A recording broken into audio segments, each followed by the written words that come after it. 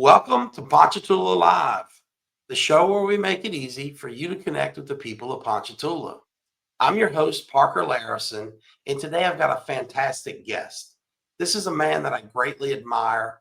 I've gotten to know him on several levels. First and foremost, my beautiful better half, my wife Brandy, works with him. She is the counselor at Ponchatoula Junior High School, where he serves as the principal. I've also had the pleasure of meeting his parents, who are legendary educators, and working to some extent with his father, who's on the parish council and is our former superintendent of schools. But my most fun relationship with the Joseph family has been coaching his son, who was a standout player for my basketball team. And it's just three generations or more of great people, the Joseph family. And I bring to you Ryan Joseph, the principal of Ponchatoula Junior High. Mr. Joseph, welcome to the show. Thank you, Mr. Larrison. I appreciate you for having me, and I'm very happy to be here with you today. Well, I'm excited to get you on the show, and I think I told you off the air. We're now about 150 something episodes in. We've been doing this for a few years, but the first ever guest on the Ponchatoula Live show was someone who sat in your chair once upon a time, Mary Beth Crevetto. So, in addition to all the things I meant about personally liking you and your family, the job that you're in is a really important one. We're going to ask you about the junior high, but thank you for coming on. But before we get into all that, why don't we kick things off? Just tell us a little bit about yourself, if you don't mind. Yes, sir. Well, I'm a Tangipahoa Parish man. I always have been. Born and raised in Independence, Louisiana. I graduated from Independence High School in the year 2000. Left there, graduated from Southern University, and then from there I decided to come back in the Tangipahoa Parish in the field of education. My mom and dad are lifelong educators. Come from a long line of educators actually, and started in Kentwood. Started coaching there and teaching PE as well. And from Kentwood, left there, came back home to Independence, my hometown.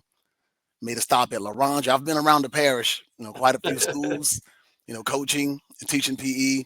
But Yeah, wound up in Ponchatoula with Miss Mary Beth Crevetto. It's funny that you mentioned her. I came here as a disciplinarian, worked with Miss right. Crevetto for years. One of my mentors, very, very, a lot of respect, ton of honor for her. She introduced me into the world of administration. And I happened to be working towards obtaining my master's degree when I came to Ponchatoula Junior High. Happened to finish um, while I was disciplinarian here, and then moved into the role of an assistant principal, still under the leadership of Ms. Crevetto, Yeah. and just gained a wealth of knowledge from her. Went back home to Independence High as an assistant principal, and from there, I got the call that this position came open. And a lot of people were texting and calling saying, "Hey, Mr. Joseph, why don't you give it a try? Why don't you apply for it?" So I listened to them and I applied and was fortunate to be appointed as the new principal at Ponchatoula Junior High. Mhm. And that's where I sit today. And it's been quite a journey, but it's been a fun and very Yeah. exciting journey. Well, I'm just so grateful that you stepped up to take on the challenge because it's one of the biggest schools in the parish. It's one of the most important positions. And as you said, you have big shoes to fill there with folks like Mary Beth Crevetto that have been there before. And like you guys come from these legacy families where there's multiple generations of excellent educators. Your father was the superintendent, your mother's a legendary teacher in Independence, where you went, where my wife went, up there. And in Mary Beth's case, her father, her mother, Mr. Link was on the school board after being a principal. Her husband, Kevin, was one of the best teachers ever. And even her son, Greg, who's no longer an educator, was an excellent shop teacher in Mandeville. So it's neat to have great educators come on the program. And you certainly live up to the level that she set, that your parents set. And it's really neat to see that coming from a family where, although I didn't participate in it, I've seen my dad and my brother be sheriff, be chief of police. There's a special camaraderie and that goes with folks that follow in their parents' footsteps. And so I'm interested to hear about that more as the interview goes on. But why don't we kick things off? You mentioned you grew up in Independence, place close to my heart. I was up there for Thanksgiving the other day. My wife's from there. But what was life like growing up in Independence in the Joseph family? Well, Independence is a very small town, But back in the '90s, when I was a young man coming through grade school, I mean, it was just a tremendous football town, and Yeah. we always were a strong football team. So growing up, we lived for Friday nights, in Independence, and I had the honor to play for Coach Charlie Baglio, who recently passed away. What a legend And he was. Yeah. Great yes, man. sir, definitely a legend. I mean, he was influential to all of his former players, including Hmm. myself. And I actually had spoken with him a week prior to his unfortunate passing. But coming up in Independence, it was fun, small town. Everybody Yeah. knows, each other. Independence Elementary, Independence Middle School, Independence High School. So it's just fun growing up in a town where most of the people there, a lot of your family members, also lifelong Independence residents. So it's to me it's advantageous to come up in a small town because everybody's more so family, even if you don't For really sure. Even when network you're with a not lot of the really people. family, it's like I look at my wife and her friends growing up, and they may not look like one another. You might have Right. black house, brown house, white house, and you have all these extra mamas, but there's a caring there in the kind of takes a village mentality of It shared does. values, of genuine love and respect. And I think, it's tough to get that when you get bigger. I see that in Ponchatoula. We've grown so much. We used to be small, like the independence you grew up in. And when I hear my dad talk about growing up here in the 50s, it sounded like that. Then this place got real big. When I came up here in Right. the 80s and 90s, you could still ride your bike and not be scared, but it was different. Now, as we're talking, man, Main Street is just packed bumper to bumper with traffic, and it's hard to hold on to that. And it's neat that you got to grow up with those values. Um, what are some lessons you learned, that stick with you to this day that serve you well as an adult? Well, one of the lessons is just learning that everybody's not the same. Hmm. Coming up in Independence, you're guaranteed to form a relationship with people that are of Sicilian or Italian descent. So I learned a lot, about Right. people from that region, and I had Yeah, very little experience dealing with that growing up, as a young man. But once you get older, you learn that you know their culture and heritage is just so deeply embedded in them, for sure. and it's so important to them. You just learn, the food, the the cultural stores that they came over here with, and Hmm. that they make their own dishes. The Italian festival is huge in Independence. It's now called a Sicilian festival, but just learning about other people, learning that we all have to have a mutual respect for each other, and that's what we had growing up. Everybody had a love for each other. Wasn't a lot of the violence and things that happen in these modern times. It was of course issues here and there, but most of all we just had fun growing up together, and we loved each other. We played baseball together, basketball, football, soccer, and so the relationships that we formed then, they still exist to this day. I still talk to a lot of those guys that I grew up with, Yeah, and I think that that's the best thing about growing up in a small town, the relationships yeah. and bonds that you form. Well, I know you mentioned sports. I know your dad was a heck of a player back in his day. And I know, my friend Marshall Graves and I coach basketball together. And when we draft a team, the first thing we do is look at the list and try to figure out the mamas and the daddies. And I had the good fortune of seeing your son play soccer before I drafted him to the basketball team. But I knew from the chatter from my dad and other old timers that Mr. Lewis Joseph was a baller and you had come through and been an athlete. And so Yes, sir. it's one of those fun things in a small town. You can kind of spot them. It's not just the Arch Mannings that go back to their famous forefathers. In little towns, it's the Josephs and the Graves and the Adams and whoever. Yes, And sir. it's one of the fun little wrinkles of a small town.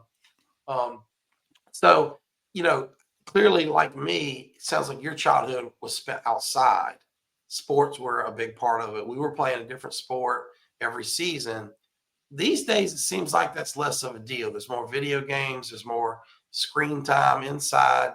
How do you think that's affected things? And, as an educator and a parent, just what are your thoughts on that transition from an outdoor and more athletic existence, even if we're not talking organized sports, but we're talking about being in the woods chasing frogs or whatever?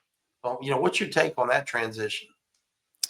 Well, I think the greatest impact that social media and technology has had on the youth is the social skills. A lot of Right. um, they don't go to each other's homes and play games and, visit each other and talk and meet at the park and play outside. Everything is pretty much virtual. You play games with each Yeah. other online, which didn't exist in my day. You had to come over to someone's house to play the game together. So the social aspect, I think, is the greatest change that I've noticed. Yeah. A lot of children have a hard time making friends, meeting new people, talking to people, just Right. having general conversation. And I think that the advent of technology has had a tremendous effect on that. Yeah. And I just think they're not getting the reps in. You think about it in sports, you don't make shots in the game unless you practice a lot of shots and you get the reps in. Right. Steph Curry became the greatness that he is, or brings to the table through practice, right? I mean, obviously there's God-given talent and an NBA dad and all these other things, but man, you got to practice. And with kids, if you don't get, your time is spent stuck at a screen and not out and about, you know, making friends, trying and failing at that too. It's a different animal. So let's talk about moving from childhood to the next stage of life. You mentioned that you went to college at Southern. Obviously, you come from a family of educators, so you're not the first one to go to college. But your decision to go away to school, to go to a historically black school, what was that? Because you were playing football. Southeastern was right up the road. They, I guess, didn't have a football program then, but why Southern? And tell me about that experience if you don't mind. Well, actually, Mr. Larrison, coming out of high school, my number one sport was actually baseball. Oh, cool. And growing up, of course, children naturally you kind of gravitate to what you see on TV. So I grew up seeing LSU being a Yeah. dominant baseball school. So my plan was to go there and try to form a baseball career there. Skip Bertman. Right, right. But I had a knee injury that Oh, kind of sidelined yeah. my athletic career. And Southern University was the obvious choice for me because my family is full of Southern Knights. Oh, Um, cool. and but again, you're only really exposed to what you see. I know that Southern had a tremendous baseball program themselves. Absolutely. So when I got to Southern, I tried to walk on the baseball team there, but my knee just wasn't Knee was blown the out. muscles in my legs weren't Mhm. strong enough. So I kind of stepped away from athletics, but going to school at Southern, just being a student was a blessing in itself. I Yeah. mean, still lifelong friends, just like growing up in Independence. And some of my educators, some of my teachers, professors just left such a tremendous impact on me. Some of the lessons that I was taught, some of the conversations that we have still resonate with me today. And I mean, just from my philosophy teacher on Right. down, the level, when you get to college, of course, the level of conversation is a lot deeper. Of And I course. Yeah. learn, and valuable lessons at Southern, as, for instance, you can't wait till the last minute to get to the computer lab to work on that paper. Deadlines. Yeah, right. So, and Southern teaches you a lot of those valuable lessons. You have to, put your business before pleasure. Hmm. And I mean, Southern was a great experience. My brother was at Southern at the same time. He was on the Southern football team, so I enjoy Oh, going to the wow. games. Still go Yeah. to Southern games to this day. My dad and I and my family members. So Southern, like I said, it's a traditional school for us. And I didn't know a whole lot about Southern, being a student there. But when you get there, it's like, wow, so this is Southern. Yeah. I mean, the parties were just, amazing, and you meet, people Yeah. The from New tailgates are Orleans. out. The food over there is so good, Yes, man. It's yes. And we amazing. would drive up to Yeah. LSU and hang out with the guys there. Hmm. So Baton Rouge in general was just a great experience for me. Yeah. Between, being a student at Southern and LeBrandon Tofield, one of my good friends was playing football at LSU. Oh, I wow. pretty much had What the a best of great both player he worlds. was. Yeah. Right, right. I had the best of both worlds. And I met my lovely wife, Chastity, at Southern. So I owe Southern University for that. Yeah. And I always say that maybe that's why my athletic career didn't take off because I always tell you I wouldn't have had a chance to meet you. So everything works out, according to God's Yeah. plan. And going to Southern was a tremendous blessing for me. Yeah. Well, speaking of your lovely wife, Chastity, I want to say hello. One of my favorite teen moms of all time. And she herself belongs in this legendary Joseph educator list because she's kicking butt, doing her thing. If you don't mind, now that you've mentioned her, and now that you've in court, the judge might say you've opened the door, counselor. Um, tell me about that. You met her there. Clearly, this is a love story that's gone on for decades, and you have beautiful children. But how did that develop? I mean, what is there a meet cute there, or and she's such a wonderful woman. And when did you know she was the one? Well, I was fortunate enough to meet her. We actually were both PE majors at Southern. So we Hmm. met, we had a few classes together. And of course, within the woman, I had to win her over. But, we just had general conversations in class. We would hang out, we would talk. But what really let me know that she was the one for me was that she loved athletics as well. So we would talk about Yeah. athletics. She's from Patterson, Louisiana. Well, I don't know, where is Patterson. I'm gonna reveal my ignorance. This is Patterson is down by Morgan City. It oh is yeah, okay, literally in the swamp, yeah, maybe 8 okay. miles from the Gulf of Mexico. It's Wow, in the okay. middle of nowhere. Actually, I had no idea what Patterson was myself. And actually, when she and I visited there for the first time, I was asked, why do people live this far down south? It was amazing because I had never been in that region of the state. But and this is, I guess, a little. Did you know about me? I'm actually a huge Florida Gator fan. Oh, don't wait, don't. I don't want to have to end this interview early here. This is the wrong season to be talking about Florida Gator fan. Okay, Well, remember I yikes. told you only accustomed to what you see on TV. So we used to love the Florida State rivalry, and that was just my team of choice. I just love the Gators. Well, they were But really good back then. I mean, that was the Steve Spurrier era. right, I went and watched them play Florida State in the Dome. They won the championship at the Sugar Bowl. I mean, right. So they it's had a heck funny, of a team. right? So it's funny you mentioned that game because she and I we would talk athletics, and as I'm watching Florida, I had no idea that Ike Hilliard was from Louisiana, much less Yeah, Patterson. And when I learned that, I was just blown away. I couldn't understand how LSU can let a player like him get away. So I grew up watching Dalton Hilliard play for the Saints. My dad, we would go to the Saints games even when we yeah, were 8, 9 years old. I had no idea that Dalton Hilliard was a Louisiana guy. yeah, So, absolutely. we would just talk sports all of the time. She played softball growing up. Her dad, uh, he passed away several years ago. We lost him, unfortunately, but he was a huge sports head.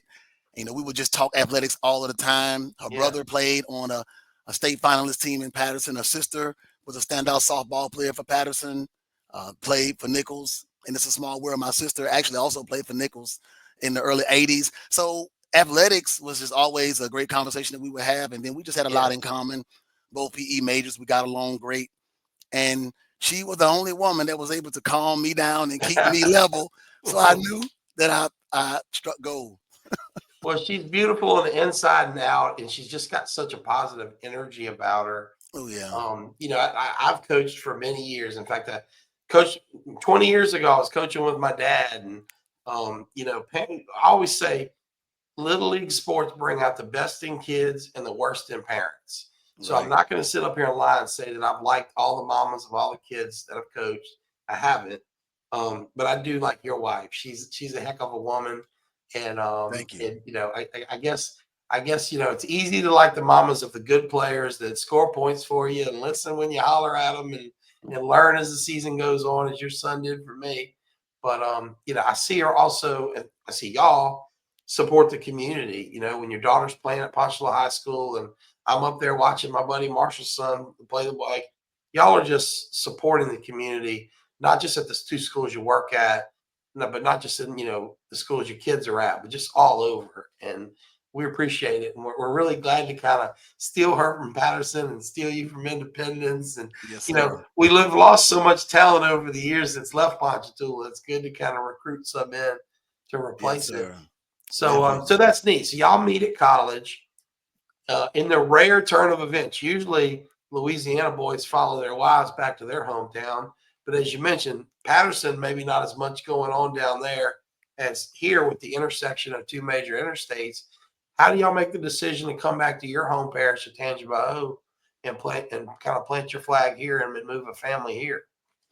Well, I graduated from Southern. She was still a student when I Okay. finished. And of course, my first mind was to try to come back home because, again, I'm a PE major.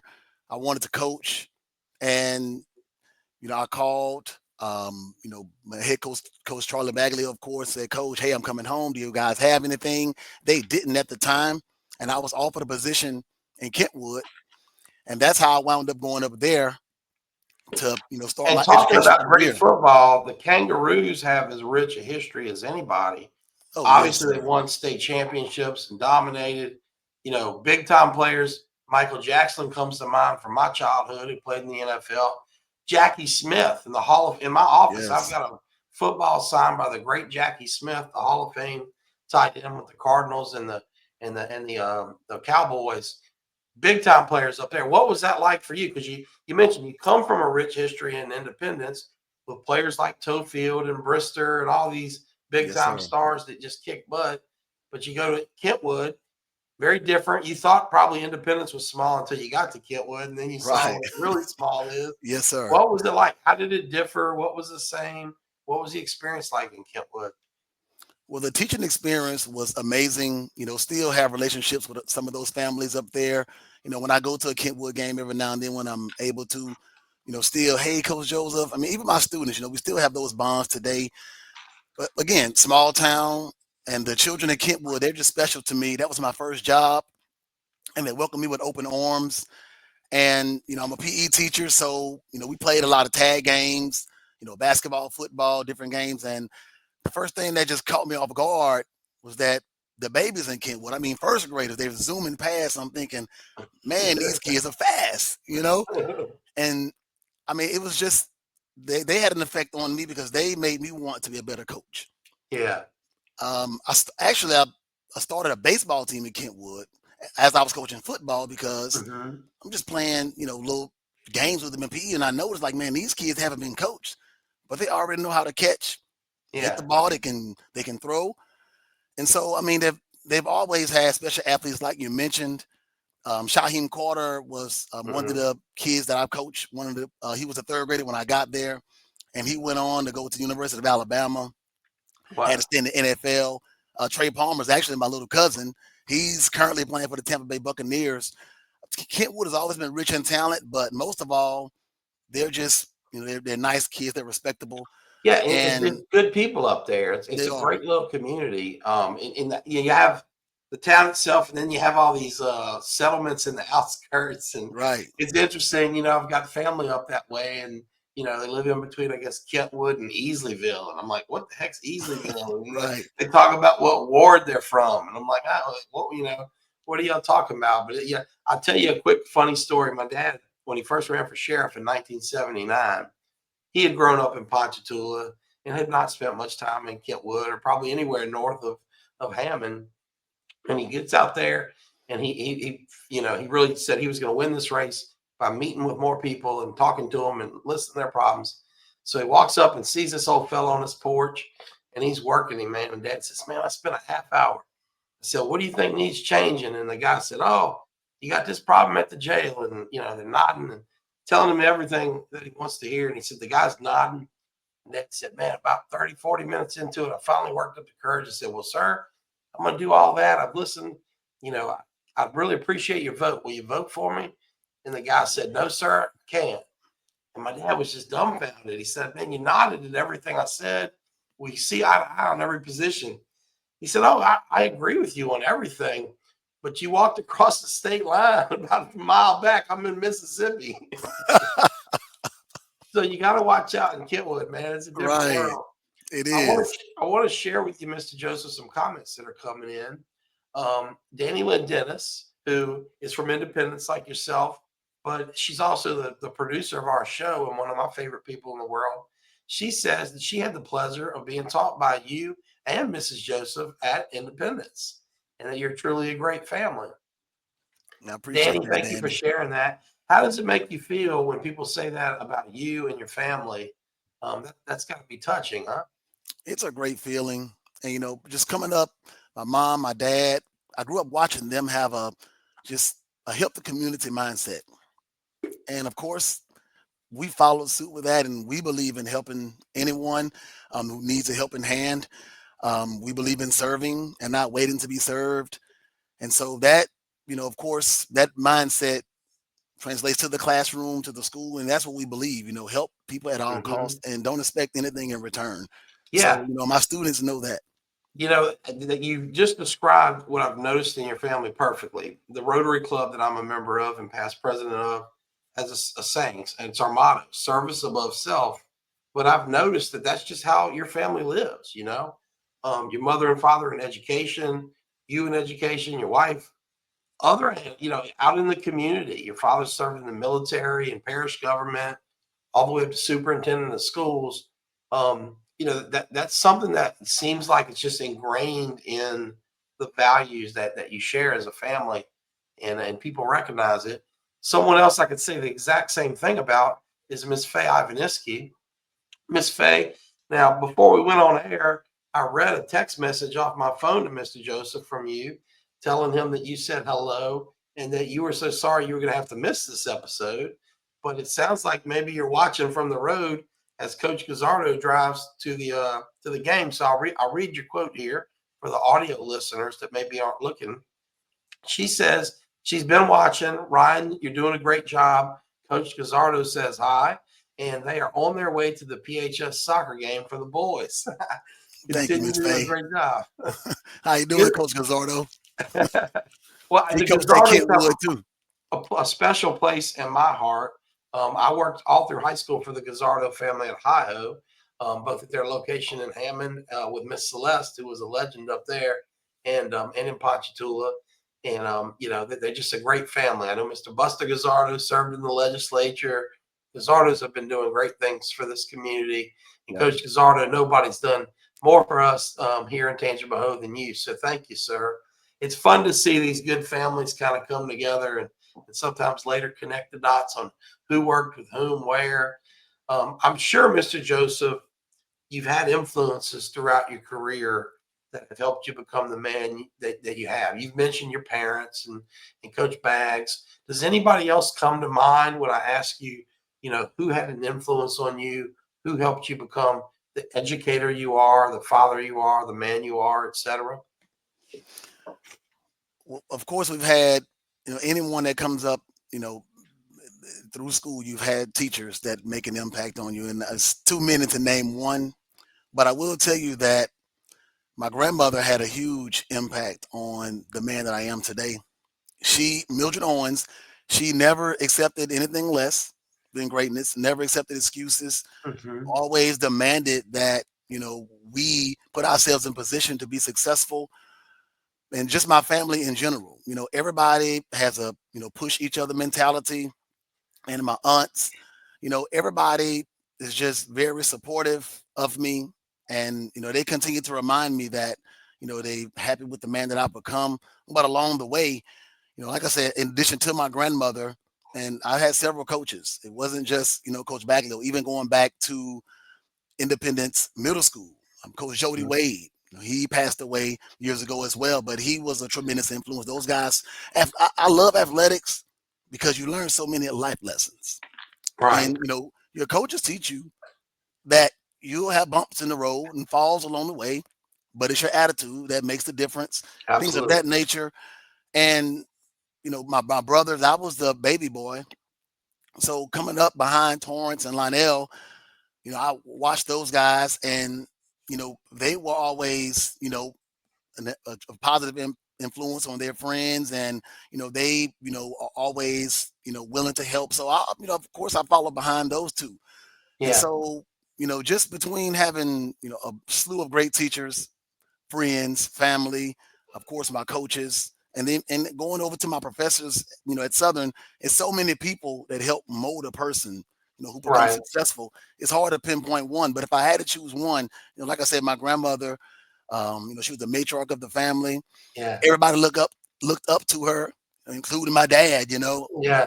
We called her mama. So she was just, she did not, she didn't have a college education, Hmm. but her wisdom, Yeah. you know. Well, I love that you're giving your flowers to your grandmother, because I came from a family with strong women. My mama, Nelma LeBlanc, was a really strong woman who got divorced really young, had to raise four kids on her own with no money. She was a seamstress, but she busted her butt and worked hard and made sure that her kids would be the first in the family to go to college and succeed. And it worked. My mom got a master's degree. Her sister became an educator. They all did well. The son went in the military. Everybody prospered. but it was because of this strong woman and my mama.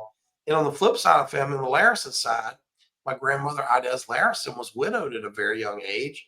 And similar story there. She made all the sacrifices to make sure my dad and his brother got everything they needed to prosper. And wisdom doesn't have to come from a place of great education. And I'm really glad that you shared that story with us. So thank you for that. I promise you I would get you out of here in time to get to your own son's sporting event in a bit. And before I do, I want to ask about Ponchatoula Junior High School because I, as a resident of Ponchatoula, who's invested, who has a business practically a block or two away from your school, I'm very interested in the success of that school because I know virtually every kid except the few that go to Catholic school are going to go through that school. And if we're going to make great women and men, it's got to get our job done for those 2 years. My wife works there. She's so excited about the work you're doing there. She's so excited about the leadership that you brought to the school. Tell me, if you would, about the junior high. How has it been for you now that you've stepped up from disciplinarian into the big seat as principal? What's going on at the junior high and what would you like to share? Well, in my capacity as a disciplinarian and then an assistant principal, a lot of lessons, learned a lot of things from Ms. Crevetto and the staff that was there previously, that was here previously. But coming into the role as principal, man, it's, it's like stepping into a whirlwind. It's so many things that you're responsible for, so many things that you're expected to know, things that, people say, hey, don't forget to do this. And by the way, do the other 20 things on your list. So it's, I'll never say it's an easy job, but I enjoy being here. I love this school. So I'm willing to do whatever it takes for us to find success. And of course, that's a huge undertaking. But what we do here, we are instilling in our students that we want to build the culture and climate. First, build the Hmm. climate, then build a culture where what we do is expected, and we don't have to tell you every day the expectations of the school. So the first semester, we're almost to the end of the first semester. The last 3 to 4 weeks, we've seen a tremendous decrease in disciplinary matters, and we've seen an increase in classroom focus. And that's what we preach to That's our great news. students. Hmm. We preach to our students that you're responsible for you. Yeah. You are seventh and eighth graders. We're trying to prepare you to go to Ponchatoula High School and swim and not sink. Right. So, you know, again, it's a very tough job, but if you love it, it's definitely doable. And I do Yeah. love it. So we found a way to get it done. And, I have to give kudos to the administrative staff here. They are just wonderful. We work together to make sure we get the Hmm. job done. And then, of course, the faculty and staff here from top to bottom, everybody does a great job of helping each other pull the weight and make sure that we run a successful school. Well, it's music to my ears what I'm hearing here because I know the excitement I hear in the community from people on your staff and your faculty, and the community itself. But I love what I'm hearing about the expectation of accountability because so often we hear about these younger generations having no accountability, and you're bringing the expectations up here, but it sounds like it's working because they're now, like you said, in the classroom doing better, less discipline, less problems. So that's wonderful. I want to share with you a comment here from a fellow educator, someone who's been on the show like yourself, my friend Felicia Elsie. Felicia says, "Good evening to you and me, Ryan, your colleagues." And she says, "You're a great person. Please continue to be a wonderful impact on the community and the youth." Felicia, what's the old saying? It takes one to know one. I agree, of course, that Ryan is a great person, and so are you. Um, does that mean a lot to you, Ryan, to have the respect of colleagues and other educators in the community like Felicia? It definitely does. In this profession, relationships are key. That's the solid foundation.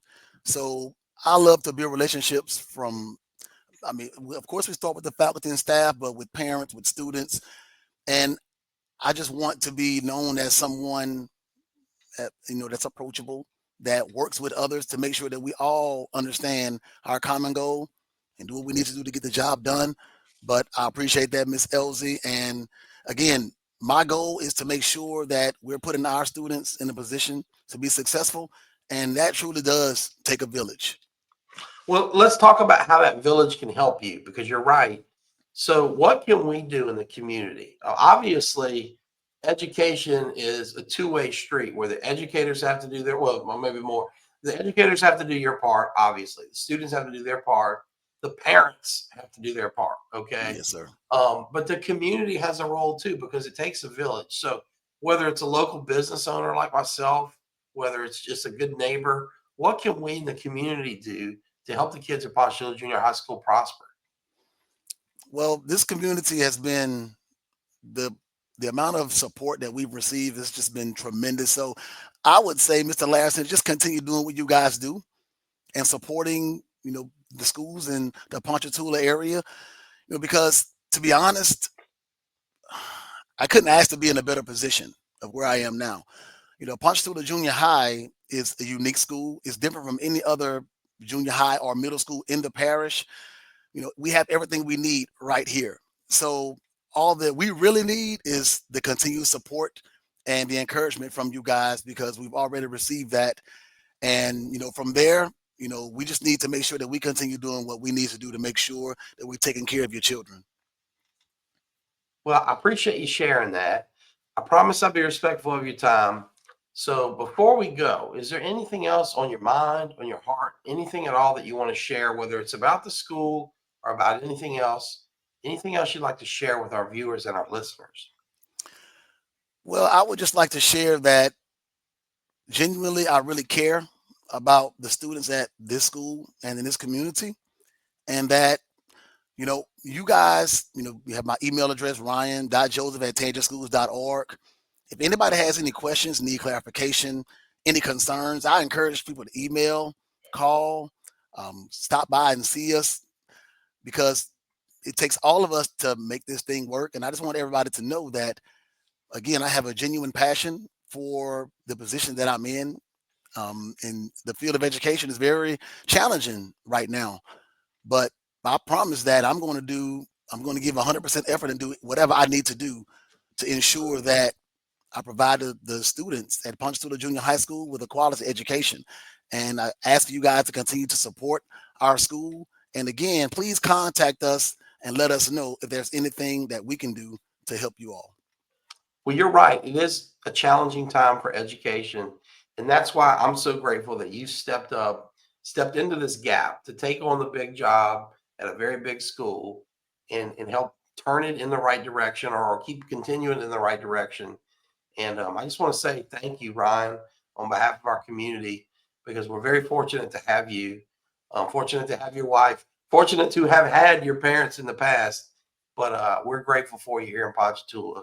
And I know that I speak on behalf of the community when I say that because I get so much feedback about your school. People know my wife works there, they know I'm near there, you know, go to church across the street. I work 2 blocks away, and the buzz around Ponchatoula Junior High is just tremendous.